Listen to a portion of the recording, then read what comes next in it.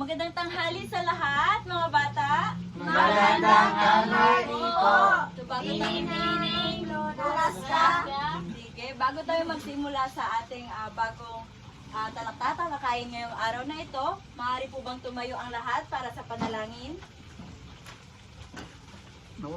Dondi, pwede po bang ikaw ang mag-ano ng panalangin?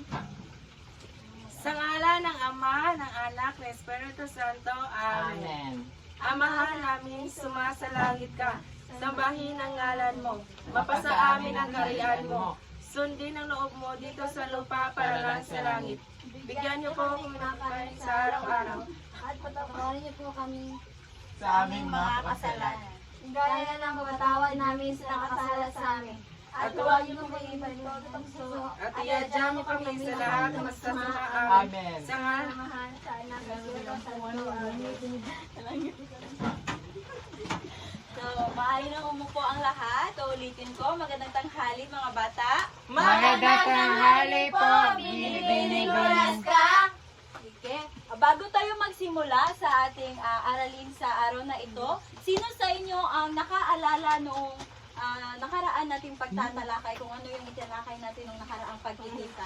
Wala po kaming naalala, ma'am. Wala?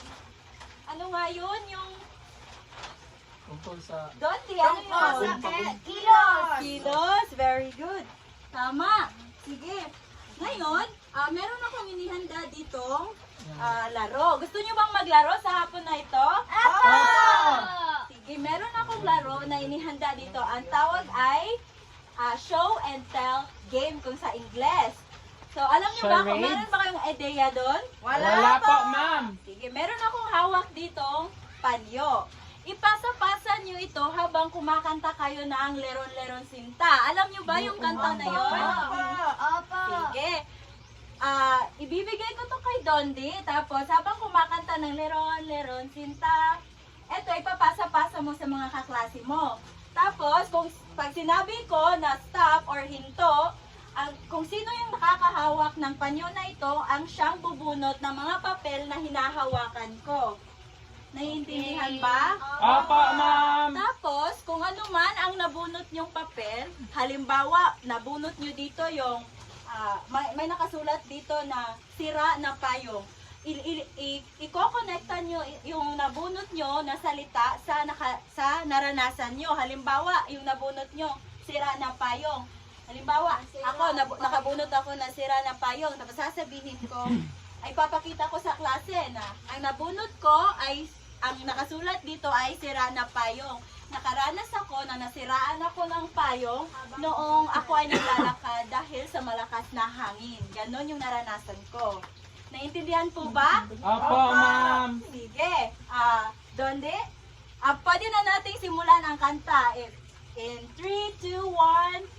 Leron, Sinta, buko ng papaya, daladalay guslot, sisigan ng bunga. Pagdating sa dulo, nakali ang sanga.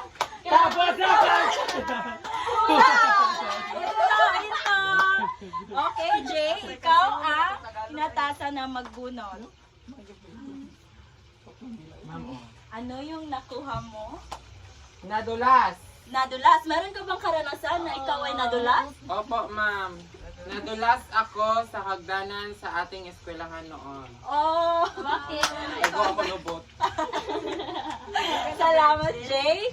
So, ikaw ang magpapasa ng panyo. Iulitin ang kanta. Leron, leron, sinta, Buko ng papaya, daladala gusto, sisigan ng bunga. Pagdating sa dulo, nakali ang sanga. Kapos kapalayan, humanap na. At nice naman. Si Wesam, wagod. Ano ang nabunot mo, Dondi? Nabasa sa ulan. Meron ka bang karanasan na ikaw ay nabasa sa ulan? Habang ako naglalakad papunta sa aming bahay, nabasa ako ng ulan. Naabutan ako ng ulan at nabasa ako ng ulan. Magaling! Salamat, Dondi. Okay, isang beses na lang tayong kumanta para makasimulan na tayo sa ating bagong aralin. Lero, lero ang sinta, boko ng papaya.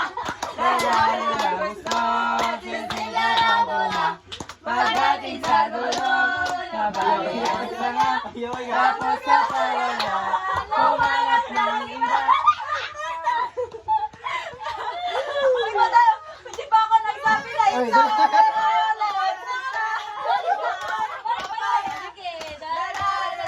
Ako na sad. Yung nasa ang panyo. Nabali ang sanga, tapos sa palala, kumalat ng iba. Papaningan ng stop. Papaningan ng stop.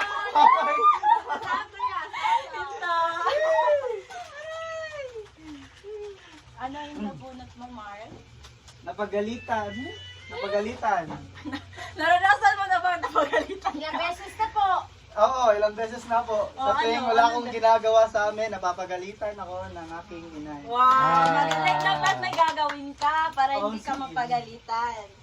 So, sa oras na ito,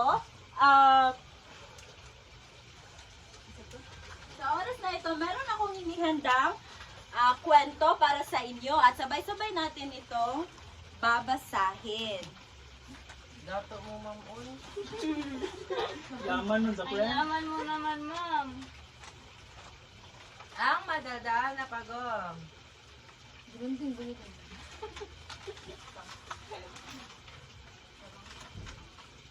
Sokit mo ba? Ba? Sige.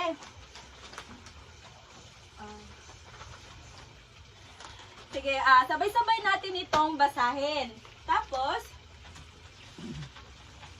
ay papaliwanag ko ito ng maayos upang mas maintindihan ninyo. Makinig ng mabuti at intindihin kung ano yung binasa para makasagot tayo kung ano ang itatanong ng guro. Naiintindihan po ba? Opo, ma'am. Sige. Ang pamagat ng kwentong ito ay ang Madaldal na pagong. So, sabay-sabay natin basahin.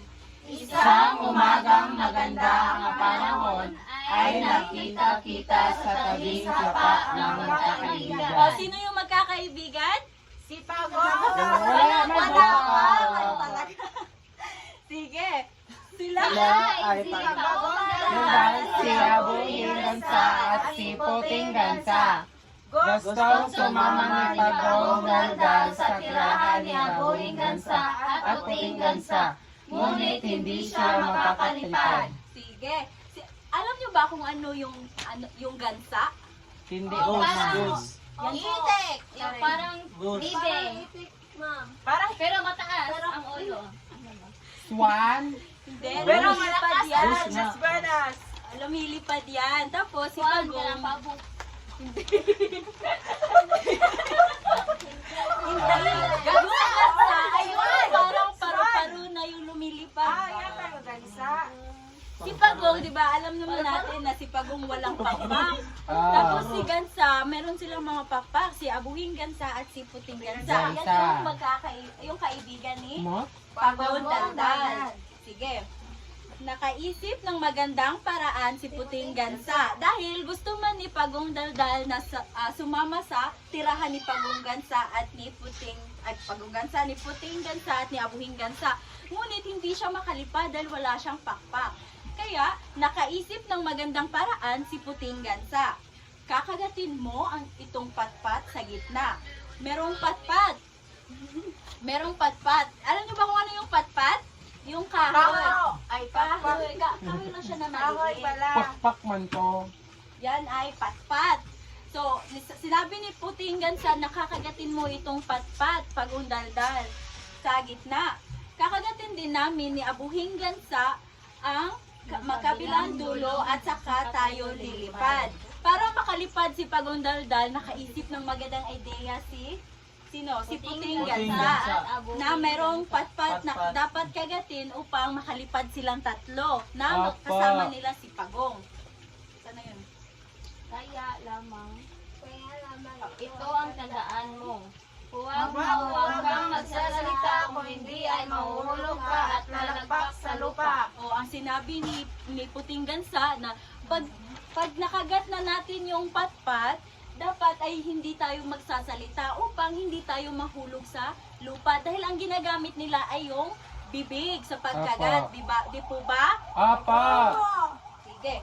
Tuwang-tuwa si Pagong Daldal nang nasa ibabaw na sila ng mga punong kahoy. Waring nakaakyat sa langit ang pakiramdam ni Pagong Daldal. Nakita ng mga batang nagsisipaglaro sa parang lumilipad na pagong. Naghiyawan sila sa tuwa at itinuro nila ang pagong nakagat-kagat ang patpat. So, nakakita na ba kayo ng pagong na lumilipad? Hindi pa po. Hindi pa. Kaya, nagtawanan yung mga bata na nakakita kay Pagong Daldal na lumilipad ang pagong dahil ngayon lamang sila nakakita na may lumilipad na pagong. Tapos, nakita ng mga bata na nagsisipaglaro sa parang ang lumilipad na pagong. Naghiyawan sila sa tuwa at itinuro nila ang pagong nakagat-kagat ang patpat. Nagalit si Pagong Daldal. Ang sabi ni Pagong Daldal, ang mga batang ganon, hindi natapos ang iba pang sasabihin ni Pagong Daldal. Bakit kaya hindi natuloy Nahulog na siya Dahil po. nahulog na po siya. Tama. Dahil gaya ng sabi ni Puting Gansa at Abuhing Gansa na huwag magsalita kung hindi mahulog siya. Tama. Sigpay na po siya. Ang bright naman yun. Sigpay na At po. dahil nakasagot kayo sa tanong ko, sigurado akong naiintindihan nyo ang kwento. So, Opo. Opo. nasubukan nyo na bang nagalit dahil pinagtawanan kayo ng mga bata Opo. kayo? Opo. Ano kaya ang dahilan? Bakit pinagtatawanan yung ibang mga bata? Namaste. Dahil minsan, may mga bata na hindi naiintindihan kung ano yung sitwasyon ng ibang bata, binubuli nila yon. Pag hindi nila naiintindihan, pag yun nakita nila na nadapa, hindi nila alam kung ano yung nangyari. Opo. Naiintindihan po ba? Opo. Sige. So, meron ako ditong inihanda. Ito yung bagong aaralin natin sa hapon na ito. Ang pag-uugnay ng binasa sa sariling karanasan. Naalala nyo ba yung kanina, yung ginawa nating laro? Opo. Ano yung ginawa nating laro kanina? Inilahad Lahat ng karanasan. Oo, inuugnay natin yung karanasan natin sa nabunot na papel Oo. na binasa. Ngayon, ano nga ba ang salitang karanasan? Experience. yung naranasan. Oo. O sige, tumutukoy sa mga personal na pagsubok, mga pangyayari o mga kaganapan na naranasan o pinagdaanan sa kanya-kanyang buhay. So, ang karanasan ay yan ang nagawa mo noon. Yung naranasan mo noon, yung nagawa mo na dati tapos parang nabalikan mo, ganon. Mga pangyayari at kung ano man ang pinagdaanan mo, iba't iba tayo ng karanasan dahil hindi naman tayo pareha ng pinagdaanan. Naiintindihan po ba kung ano yung salitang karanasan? Opo. Ano naman yung salitang pag-uugnay? Inihahalin tulad. Hinahahalin tulad. Ito ay ang proseso ng pagkukonekta o pagtutugma ng mga dalawang bagay o konsepto o ideya. Ito ay ang pagbibigay ng mga kahulugan sa pamamagitan ng pagkakalapat ng mga kaisipan. So, proseso ng pagkukonekta o pagtutugma-tugma o pagkukumpara ng mga ideya o konsepto. Naiintindihan po ba kung ano yung karanasan at pag-uugnay? So, balikan natin ang karanasan na nangyari sa kwento ni Pagong Daldal. So, ito, meron ako ditong hinihandang tatlong, ito lamang ay ilan-ilan sa mga naranasan sa kwentong Pagong Daldal. So, una ay ang pagtatyaga at pagsubok.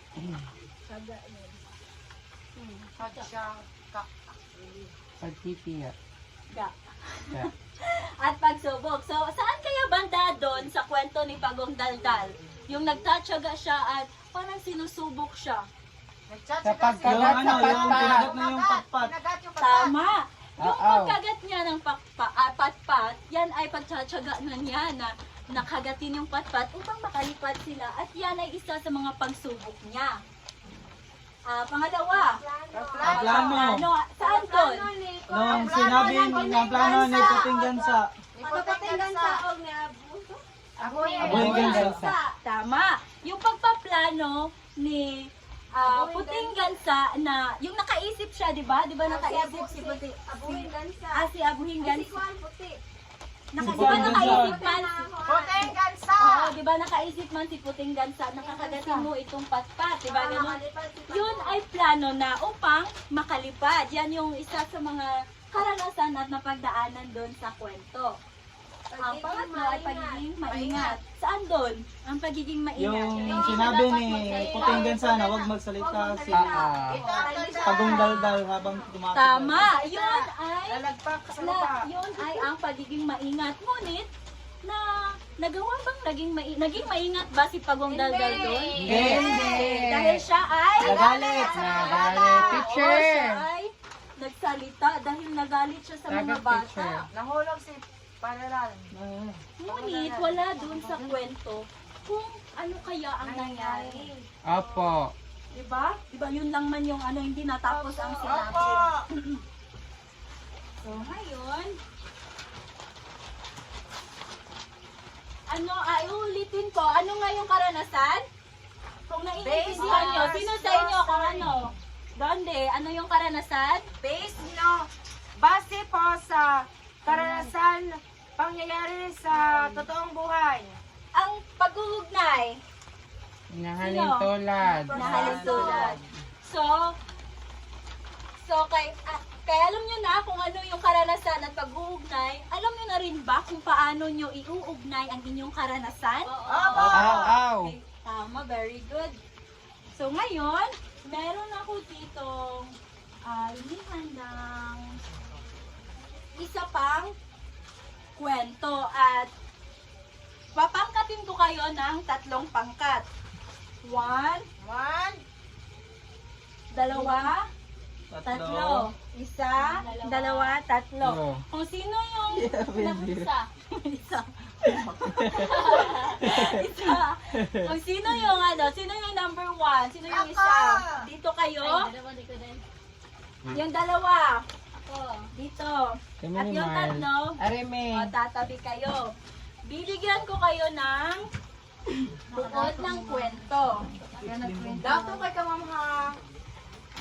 Ito ay ang buod ng kwento na ang pamagat ay si Maria at ang puno ng mangga. So, babasahin natin itong kwento, no? Tapos pagkatapos niyan ay sa isang grupo o sa isang pangkat ay magsasagot kayo sa kwento sa tanong na nandito sa ibaba ng kwento. Nakita nyo ba? May 3 tanong dyan na pwede nyong sagutin. At pagtapos na kayo, pwede nyong sulatan yung likod ng binigay ko sa inyo kung ano yung sagot nyo. At pagkatapos niya, bibigyan ko kayo ng ilang minuto para sagutin yan pagkatapos natin basahin tong kwento. At iisa-isa sa pangkat ang pupunta dito sa harapan at ipaliwanag yung sagot nila. Naiintindihan po ba? Sige. Sabay-sabay nating babasahin. Ang pamagat ay Si Maria at ang puno ng mangga. Noong araw sa Sa malayong nayon, may isang batang babae na nangangalan ng Maria. Isang araw, habang siya ay naglalakad pauwi mula sa paaralan, nakita niya ang isang puno ng mangga na puno ng malaking at masarap na bunga. Nang bumulong ang puno ng mangga, Maria, Maria, kunin mo ang aking mga bunga. Huwag mong kalimutan ang pagpasalamat sa bawat bunga na iyong kukunin. Ngunit si Maria ay hindi nagbigay ng pansin sa pakiusap ng puno ng mangga. Sa halip siya ay umakyat sa puno at nagsimula kumuha ng bulto. Sa bawat bunga ay kanyang gumawa. Siya ay hindi nagpasalamat at hindi rin siya nagpakita ng kahit na anong respeto sa puno. Habang si Maria ay abala sa pagkuha ng bunga, biglang nagdilim ang langit at bumuhos ang malakas na ulan. Nahirapan siya sa pag-akyat pababa mula sa puno. Nang makarating siya sa lupa, ang mga bunga na kanyang ay nawala. Hindi niya makita. Sa pagkawala ng mga bunga, si Maria ay nagtanto ang kanyang pagmamahal. Nagsisi siya sa kanyang mga kilos at simulang ipakita ang respeto. Pagmamahal sa puno ng mangga. Tumagal ang ilang araw bago magpukita ng lito. Ngunit sa oras na iyon, Maria ay hinanap sa salamat at pakita ng tamang pag-aalaga sa puno. Mula noong araw na iyon, si Maria ay palagi nagbibigay pugay at nagpapasalamat sa puno ng mangga. Ipinapakita niya ang tamang pag-aalaga at hindi na kailanman kinuha ang mga bunga. nang walang pahintulot. Sa pagtutok niya sa respeto at pagmahal sa kalikasan, si Maria ay natutunan ng kalagahan ng pagpahalaga sa bagay na ibinigay niya. Naiintindihan niyo ba ang kwento na binasa niyo? Opo. O, basahin yung mga tanong. Anong parte ng kwento ang pinakamalapit sa iyong karanasan sa totoong buhay? Pangalawa, Ano ang mga halimbawa sa Sa iyong buhay kung saan ikaw ay pasalamat ang pahalaga ng bagay. na ibinigay sa iyo na ipapangaw? pangatlo, Paano mo mapakita ang pagpapalaga sa mga bagay na ibigay sa iyo tulad ng ginawa ni Maria sa puno ng mangga? yan ang sasagutin nyo. At isusulat nyo yung sagot dito sa likod. At pagkatapos ng binigay kong oras para sa pagsagot ninyo, lahat ng pangkat, isa-isang pupunta dito sa harapan at ipaliwanag yung sagot nila. Naiintindihan po ba? Opo. Meron kayong 10 minuto upang sagutin ang mga tanong. Maaari nyo nang simulan ngayon.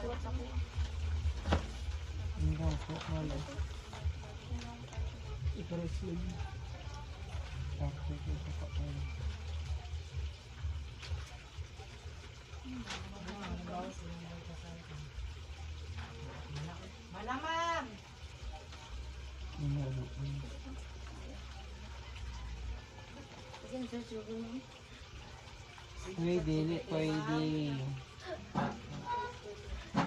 Katugon ako. Ay, Diyos.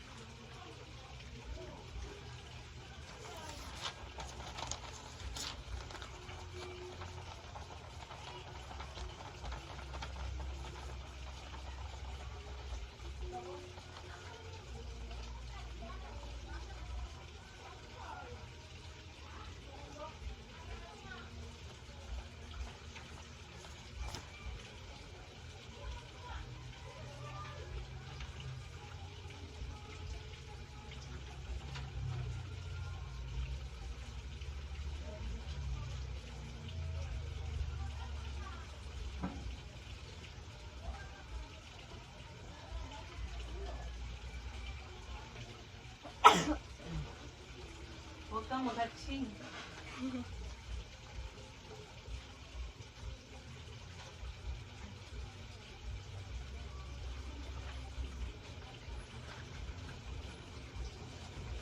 Meron lamang kayong 5 minuto.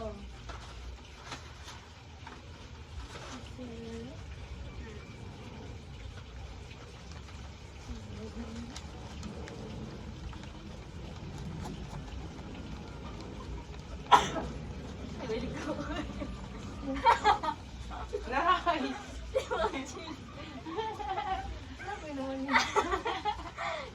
Personal lang. Anilikan. May nagsasagot pa.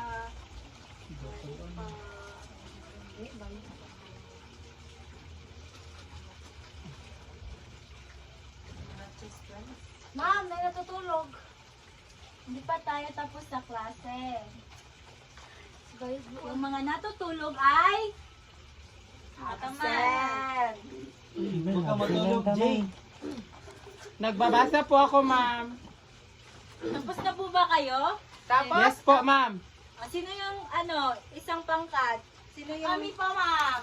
Tapos na kami, Sige, ma'am. Maaari mong Maaari na kayong pumunta dito sa harapan upang ipaliwanag ang sagot. Ang unang katanungan ay, anong parte ng kwento pinakamalapit sa iyong karanasan sa totoong buhay?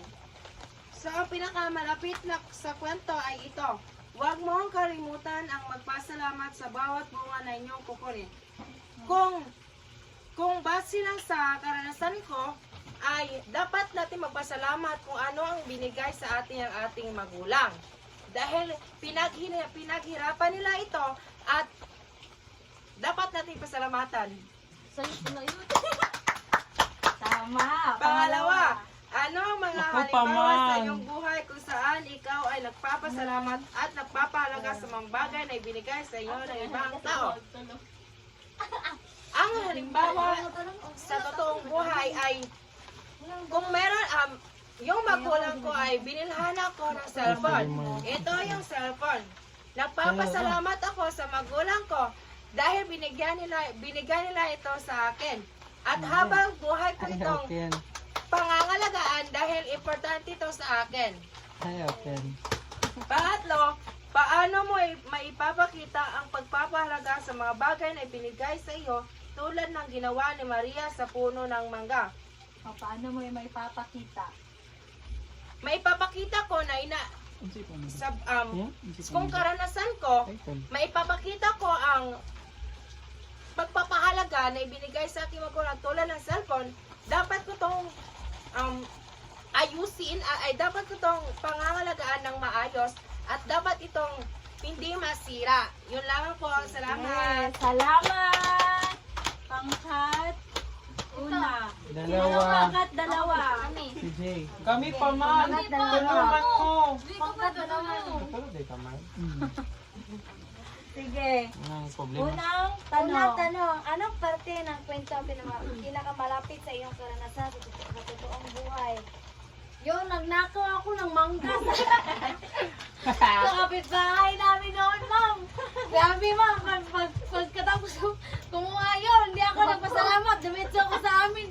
Binalatan ko yung mangga. Tapos ano, kinain, dalap ng kain ko na, ma'am. Baka mo dito.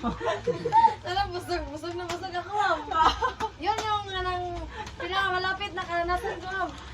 Huwag mong sabihin na hindi mo naranasan yun, ma'am. Naranasan mo yan noon, nung bata ka na, ma'am.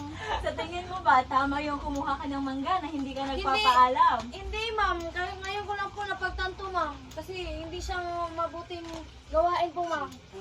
Pangalawang tanong, ma'am.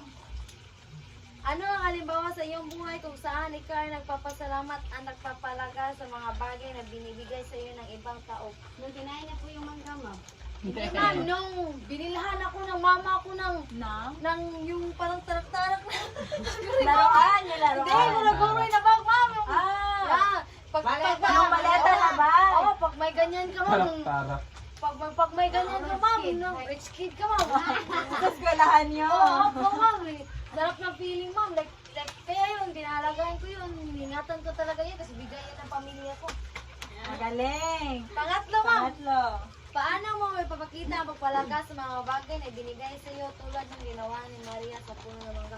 Siyempre, ma'am, dapat tayo magpasalamat sa mga bagay na dapat na binibigay sa atin ng ating magulang, sa ating mga kaibigan, sa ating mga kapitbahay, sa ating mga ninong at ninang. Dapat pinapalaga natin yun at dapat tayo ay magpasalamat.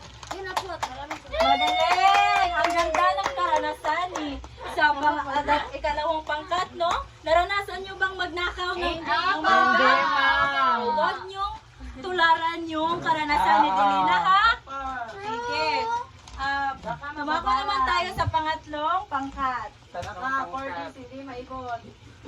Ha? O, unang tanong. Anong parte ang kwento ang pinakamalapit sa iyong karanasan sa toong buhay? So, nung binigyan po ako ng pera ng aking mama at hindi po ako nagpasalamat. Oh, Dahil dumiretso ako sa kompetiran. naulit pa ba yun? Oo, pero na-lesson learned din, ma'am. Pangalawa, ano ang halimbawa ng iyong buhay kung saan ikaw ay nagpasalamat ay nagpahalaga sa mga bagay na binigay sa iyo ng ibang tao? Kung ballpen po, ma'am, binigyan ako ng ballpen nung wala akong ballpen, tapos pinahalagahan ko at nagamit ko pa ng ilang buwan. Yan po, ma'am. So, Pangatlo, paano mo ipakita ang pagpahalaga sa mga bagay na ibinigay sa iyo tulad ng ginawa ni Maria sa puno ng mangga? Ano magpasalamat ka talaga at ingatan mo yung mga bagay na ibinigay sa iyo. Wow, magaling, mahusay. At dahil dyan, lahat kayo ay may mga magagandang karanasan. At naiugnay nyo din sa kwento ni Maria at ang puno ng mangga. At dahil dyan, meron kayong 50 puntos. 100 ang grado. At Flat dahil one. dyan, dahil alam nyo na kung paano iugnay ang binasa nyo sa sariling karanasan, maaari po ba kayong kumuha ng papel at ballpen? Dahil meron kayong sasagutin. Ito ay ang pasulit nyo. Dami naman si ma'am. Grabe naman ang tao ito, ma'am. Huwag kayong magreklamo dahil Sabi ma'am. Don't reclams. Uy. dahil yung mga mababait na bata ay hindi yan nagrereklamo upang Apa. matuto. Di mo knows.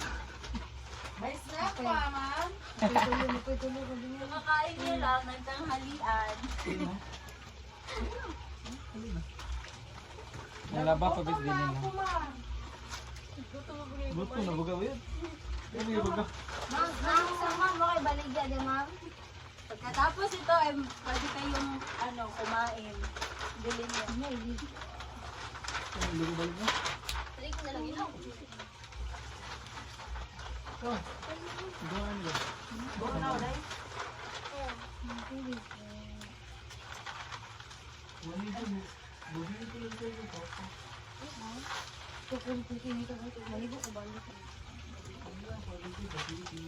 Doon ba? Maaari niyo po bang basahin ang panuto sa pasulit? Basahin ang maigi at siguraduhin tama ang iyong sagot. Isulat ang check Kung kung naranasan mo naranasan na mo. mga sumusunod at X kung hindi mo pa ito naranasan. Gabi, gabi na mauli. Oh. Malok muli. Hindi, sisulat niyo yan sa papel. Naguy, nakugun dito ang mga umay. Patay dito. Huwag kayong mag-alala.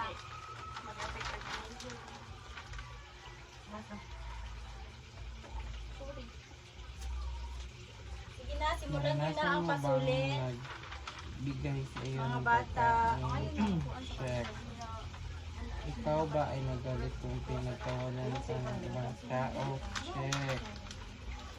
Gaya ni Puting Gansa, magaling ka rin bang magplano ng mga dapat gawin? Check. Check. Si Maria ay natutunan sa kanyang mga maling nagawa. Ikaw bilang nag-aaral, narasa mo bang natutunan yung pagkamit? Yes! Kung sa ano po yung sa number 1 ma'am, naranasan mo na bang sa nagbigay sa iyo ng pagkain? Dahil naghatag ni mo og pagkain. Naranasan mo na bang may nagbigay sa iyo ng pagkain? Sorry, class. Sorry, class. Yes, ma'am. Mamaya. Si Pangayo doon di, oy. Okay, kwarta po. Amoy sa lede. Kasi lang gawa sa'yo. Wawa man doon de. Pinagtawanan si Pagong Daldal. Tapos na ba kayo Tapos na sa po. Test 1. test 2? Panuto, basahin. Sasahin ng Basahin ng masinsinan sino at ang ako'y nakaranas masinong sa mga mga sumusunod sumusunod sa at tingin uliin sagot sa loob ng kahon. pinagdawan ng sipagong daldal. Hindi natapos hanggang niyang sinabi. Basahin ng masinsinan at tukuyin kung sino ang nakaranas sa mga sumusunod. Hindi siya nagsasabi pa rin tumutuwa. Si Maria. Inulong niya kay Maria na ako. Pagong Daldal. Ako nung mga Tapos Baka, na! oy! Sige. Pwede niyong pagpalitan yung papel niyo What's up, ma'am? Miss Book sa ma'am. Pwede niyo pagpalitan yung papel niyo sa kaklase mo, sa klase niyo.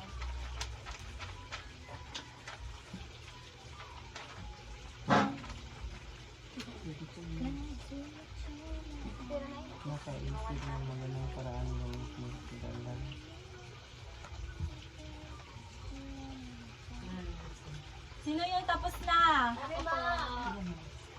Hapit na, ma'am.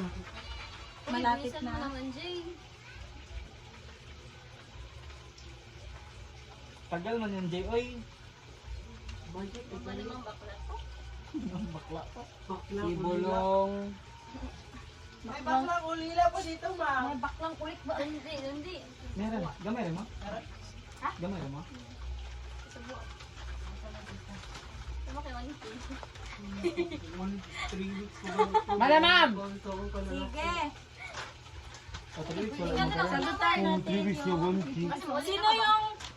Sino yung makakasagot sa number 1? Miles. Oo. Nasaan yung pen, ma'am? Ito, oh. Agoy. Naranasan mo na bang magbigay sa'yo ng pagkain? Yes! Check, ma'am! Pangalawa, ikaw ba ay nagalit kung pinagtatawanan ka ng ibang tao? Yes! Wrong. Check, ma'am! Yes, ma'am. Gaya ni Puting Gansa, magaling ka rin ba magplano ng mga dapat gawin? Oh! Check, ma'am! Ma'am, wrong man. Number 2. Si Maria ay may natutunan sa kanyang Check mga ako. maling nagawa. Oh! Nasa malabang na kasi. Oo. Opo, Tama. ma'am. Nasa labang lang dyan. Opo, ma'am. Number 5. 5, opo. Naranasan mo lang hindi sumunod. Oh, ma'am. Every time. Naranasan mo na bang hindi sumunod sa utos? Araw-araw, ma'am. Sobrang bait mo. Ha? Araw-araw. Mabait ako sa amin! Let's go. Ano to? Basahin ng masinsinan at tukuyin kung sino ang nakakaranas ng mga sumusunod at At tingin ang sagot sa loob ng kahon. pinagtatawa si Pagong Dandaw. Mga bata. Bayot. Number 2. Hindi natatapos ang kanyang sinabi. Si Pagong Dalda. Pagong Si Pagong, uy. Muna, hindi. Di man maminaw. Bagong daday! Ako number 3, ma'am. Bayot ulit ba? Tinalagyan ng Nakaisip ng magandang paraan. Puting gansa! Nakagating ni Pagong. Puting O ikaw, Dondi. Puting gansa mo, Ah, ma'am. di ba naman kasi mais? Di ba naman? Ako 4, ma'am. Okay, ako na lang ito. Di mo, mais. 5 po ko. Hindi siya nagpapasalamat sa tuwing kumukuha siya ng Si Maria Sanchez. si Maria. Ibulong niya kay Maria ang bunga punong mangga. Sino yung nakakuha ng Perfect. 10 puntos? Papa! Wow, magaling. Mahusay mga bata. Meron kayo. So, ngayon, meron kayong dagdang aralin. Ano bang kasing taong Assignment! Sulat niyo ito sa inyong... Ma'am, ano tagal ng assignment, ma'am? Maaari niyo po bang basahin inyong takdang aralin? para isulat ang iyong karanasan na hindi niyo makalimutan. Meron ba kayong karanasan na hindi niyo Opo, ma'am. Natulad na ng pag-ngekob ng etal.